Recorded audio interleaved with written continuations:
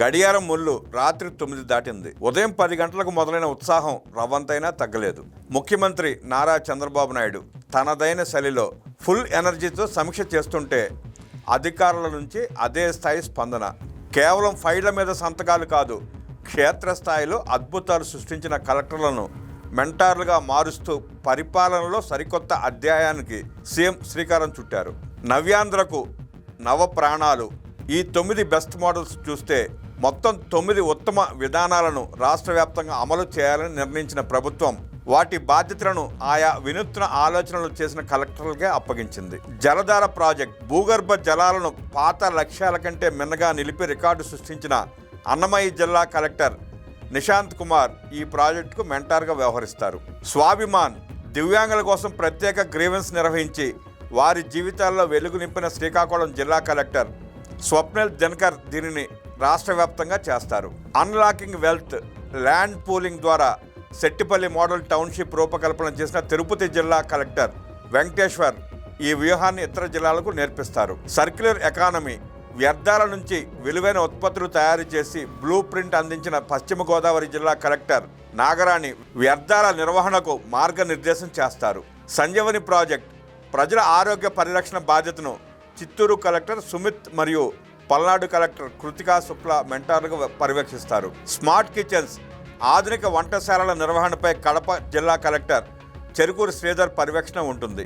4 visits ఏ village revenue సమస్యల పరిష్కారమే లక్ష్యంగా నెల్లూరు జిల్లా కలెక్టర్ హిమాంశు శుక్లా ఈ కాన్సెప్ట్ను ముందుకు తీసుకువెళ్తారు. ముస్తాబు మౌలిక సదుపాయాల కల్పనలో తనదైన ముద్ర వేసిన పార్వతీపురం మన్యం జిల్లా కలెక్టర్ ప్రభాకర్ రెడ్డి దీనికి సారథ్యం వహిస్తారు. నెట్ జీరో పర్యావరణ హిత పాలనలో అనకాపల్లి కలెక్టర్ విజయకృష్ణన్ రాష్ట్రానికి మెంటార్గా వ్యవహరిస్తారు. అన్నమయ్య జలధార సంచలన లక్ష్య మార్పు. ఈ సమావేశంలో అత్యంత కీలకమైన ఘట్టం జలధార విజయం. ప్రజెంటేషన్ జరుగుతుండగా జలవనరుల శాఖ special chief secretary G Sai Prasad జోక్యం చేసుకుని సంచలన ప్రతిపాదన చేశారు. ఇప్పటి వరకు వర్షాకాలం తర్వాత భూగర్భ జలాలను 8 మీటర్ల లోతులో నిలపాలన్నది లక్ష్యం. కానీ అన్నమయ్య జలహారతి ఫలితాలు అందరినీ ఆశ్చర్యపరిచాయి.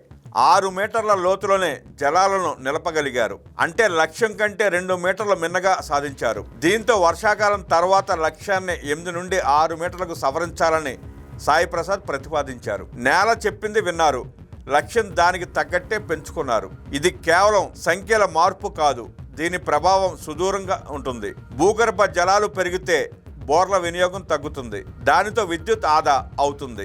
రాష్ట్రంలోని ప్రతి ఎకరాకు సాగునీరు, ప్రతి గొంతుకు తాగునీరు, వచ్చే పెట్టుబడుల నీటి అవసరాలు తీర్చడమే ఈ బృహత్తర యజ్ఞ లక్ష్యం. లిటిగేషన్లో అన్లాక్ కావాలి, అప్పుడే ప్రజలు సంతోషంగా ఉంటారు అని సీఎం స్పష్టం చేశారు. తిరుపతిలో ల్యాండ్ పూలింగ్ ద్వారా ప్రభుత్వానికి ప్రజలకు ఆస్తి చేకూరిన తీరును ఆయన ఉదాహరణగా చూపారు. రాజధానికి 33,000 ఎకరాల భూ సమీకరణ, అనంతపురంలో 15,000 కోట్ల రూపాయల డిఫెన్స్ పరిశ్రమ, 2028 నాటికి ఆర్ఎస్ఎల్ఆర్ మిత్తల్ ఉత్పత్తి ప్రారంభం, రాష్ట్రంలో 50,000 హోటల్ గదుల నిర్మాణం. ఒక్కో సంఖ్య ఒక్కో కలను నిజం చేస్తోంది. వ్యవసాయం నుంచి నేడు 10% జీడిపి కంట్రిబ్యూషన్ ఉంది, దాన్ని 15% పెంచాలన్నది సీఎం లక్ష్యం. అరకు కాఫీ ఒక్కటే అల్లూరి జిల్లా ఆర్థిక వ్యవస్థను మారుస్తుంటే రాయలసీమను సోలార్ హబ్గా మార్చాలని, చిత్తూరు నగరి వద్ద కోసల నగరాన్ని మరో శ్రీ సిటీగా తీర్చిదిద్దాలని సీఎం వెల్లడించారు.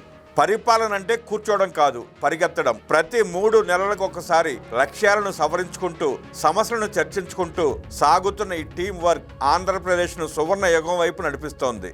నేను కాదు మనం అనే నినాదంతో సాగుతున్న ఈ ప్రయాణం నిజమైన ఏపీ బ్రాండ్కు నిదర్శనం.